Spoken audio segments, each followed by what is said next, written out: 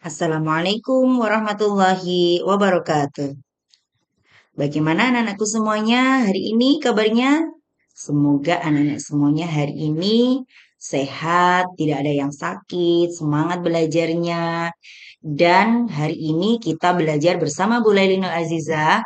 Semuanya nanti dengan penuh semangat supaya dapat ilmu yang bermanfaat. Oke, siswa-siswiku SDN Senjani Gangadiri.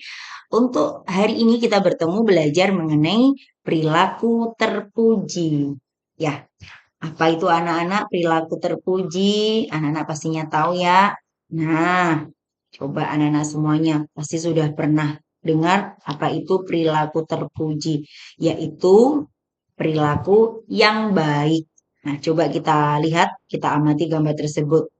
Nah, itu adalah gambar ketika anak-anak mau berangkat sekolah. Biasanya seperti ini ya anak-anak kalau mau berangkat ke sekolah, biasanya bersalaman kepada kedua orang tua. Saling menggunakan tangan kanan, mencium tangan ayah dan bunda, berpamitan, meminta doa supaya belajar di sekolah mendapatkan ilmu yang bermanfaat dan barokah. Ya, ini yang harus dibiasakan anak-anak setiap hari. Nah, itu merupakan salah satu contoh akhlak yang terpuji, akhlak yang baik yang harus dilakukan oleh anak-anak yang soli dan solihah. Kemudian, nah, hormat dan patuh, hormat dan patuh. Jadi ketika anak-anak itu ya menjadi anak yang soleh, maka harus hormat dan patuh kepada orang tua dan guru dan juga kepada sesama keluarga. Ya, jadi anak-anak harus menghormati dengan cara berbicara yang baik, ya, sopan dalam berperilaku, santun ketika berbicara, tidak boleh bentak-bentak atau teriak-teriak, kemudian meminta sesuatu dengan cara yang baik dan sopan, yaitu merupakan cara kita hormat dan patuh kepada kedua orang tua, kepada guru dan keluarga. Gitu. Kemudian hormat dan patuh kepada orang tua yang kita bahas untuk yang pertama, orang tua itu adalah ada dua, orang tua yang ada di rumah dan di sekolah. Ada orang tua ideologis dan biologis. Kalau orang tua adalah orang tua biologis yang harus kita hormati kapanpun ya, sampai kapanpun. Kemudian kalau orang tua biologis itu adalah orang tua yang ada di sekolah, yaitu Bapak Ibu guru kalian. Orang tua adalah yang menafkahi anak-anak, merawat anak-anak mulai dari kecil sampai kelak dewasa itu adalah orang tua yang ada di rumah, ayah dan ibu. Ayah yang mencari nafkah, kemudian ibu yang mengandung anak-anak, kemudian melahirkan, merawat, menyusui sampai saat ini juga merawat. Nah, itu yang wajib harus anak-anak hormati mulai dari saat ini sampai kapanpun. Bahkan orang tua itu tidak hanya dihormati ketika di dunia, dimanapun juga sampai di akhirat juga harus kita hormati dengan cara selalu mendoakan kepada kedua orang tua. Oke, coba jika diperhatikan gambar tersebut, ini merupakan contoh gambar anak-anak perilaku yang terpuji. Ya, ini adalah ketika mau berangkat sekolah tadi berpamitan, kemudian ketika di rumah sebelum berangkat sekolah mulai bangun tidur, anak-anak juga harus membantu pekerjaan yang ada di rumah. Contohnya bangun tidur, merapikan tempat tidur, kemudian bisa membantu menyapu halaman, membersihkan meja, kursi. Ketika pulang sekolah juga demikian, bisa menyiram tanaman ketika di rumah. Nah, itu salah satu contoh anak-anak membantu atau hormat kepada orang tua, membantu, membuat orang tua senang, termasuk ketika disuruh tidak menolak, kemudian ketika dinasehati juga mendengarkan dan melaksanakan, tidak membentak-bentak, tidak menunda-nunda pekerjaan yang ditugaskan orang tua, itu salah satu contoh sikap patuh kepada orang tua. Kemudian, eh, ini tadi yang kita bahas juga perintah orang tua harus dipatuhi, kemudian nasihatnya didengarkan. Anak yang patuh itu pasti akan disayang orang tua karena orang tua senang anak-anaknya itu patuh dan hormat kepada kedua orang tua. Untuk yang selanjutnya adalah patuh dan hormat kepada guru. Nah, tadi kalau sudah dijelaskan di awal bahwa guru itu adalah orang tua kita juga, orang tua yang ada di sekolah. Makanya anak-anak juga selain kepada orang tua juga patuh dan hormat kepada guru.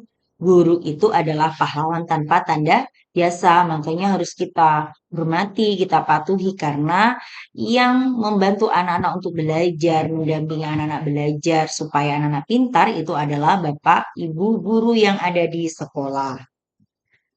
Nah, bagaimana cara menghormati guru? Nah, ini anak-anak yang harus perlu anak-anak ketahui. Bagaimana cara menghormatinya dengan cara ketika bertemu di jalan kita menyapa. Tidak boleh pura-pura tidak tahu, tapi harus menyapa. Selamat pagi, Bapak Ibu guru. Assalamualaikum, menyapa dengan mengucapkan salam. Kemudian salim dengan tangan kanan, mencium dengan tangan. Kemudian anak-anak menyapanya dengan baik, bicara dengan sopan dan santun. Jadi bersikapnya yang baik, berbicaranya juga yang santun. Oke, anak-anak itu cara menghormati guru. Untuk yang selanjutnya, hormat kepada sesama anggota keluarga. Nah, keluarga ini adalah eh, yang harus juga dihormati. Jadi selain orang tua, selain guru juga menghormati keluarga kita. Keluarga dari ayah, dari ibu, ya. Kemudian ada lagi ada adik, kakak, ada nenek, kakek, paman, bibi itu juga harus dihormati supaya kita bisa menjalin hubungan yang baik karena itu memang kewajiban kita yang harus selalu menghormati dan patuh kepada keluarga kita. Nah, kerjasama dan tolong menolong ini harus kerjasama dan tolong menolong yang baik. Ya, ta'awanu 'alal birri wat taqwa wa la ta'awanu 'alal ismi wal udwan. Jadi kerjasama itu boleh ya bekerja dengan bersama-sama, meringankan pekerjaan supaya menjadi ringan, menolong atau membantu orang lain ya. Jadi ini satu kesatuan yang harus dilakukan, tetapi ingat kerjasama dan tolong menolong dalam hal yang kebaikan, ya kebaikan. Tidak boleh menolong dalam hal kejahatan. Ya. Nah, ini salah satu contoh yang bisa dilihat dari gambar tersebut, yaitu ada menolong orang-orang yang terkena bencana. Kemudian yang satunya adalah menolong gotong royong tetangga yang membutuhkan bantuan. Contohnya anak-anak mungkin juga tahu ya, ketika di lingkungan kita ada tetangga yang membuat rumah, kita membantu. Biasanya bapak-bapak membantu uh, supaya pekerjaan tetangganya cepat selesai dan ringan. Nah, kita bisa melakukannya membantu. Kemudian ketika ada bencana alam, nah kita juga kasihan korban-korban yang terkena musibah. Makanya kita perlu membantu dengan apa yang dimiliki kita. Misalkan boleh dengan uang, boleh dengan barang-barang yang kita miliki, supaya sedikit mengurangi beban penderitaan orang-orang yang terkena musibah. Nah, ini salah satu contoh tolong menolong atau kerjasama yang baik yang boleh dilakukan. Nah, ini contoh yang bisa dilakukan. Memberikan sedekah, menyantuni anak yatim, menjenguk teman sakit, mengejak teman belajar, membantu teman yang kesusahan.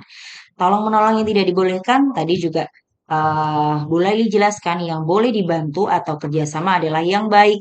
Yang tidak boleh, contoh membantu atau memberikan contekan saat teman ujian, membantu teman membolos sekolah, membantu teman mencuri. Mencuri itu boleh mencuri mangga, mencuri pensil, atau namanya mencuri itu tidak diperbolehkan. Makanya dibantu oleh teman, meskipun itu namanya membantu, itu tidak diperbolehkan.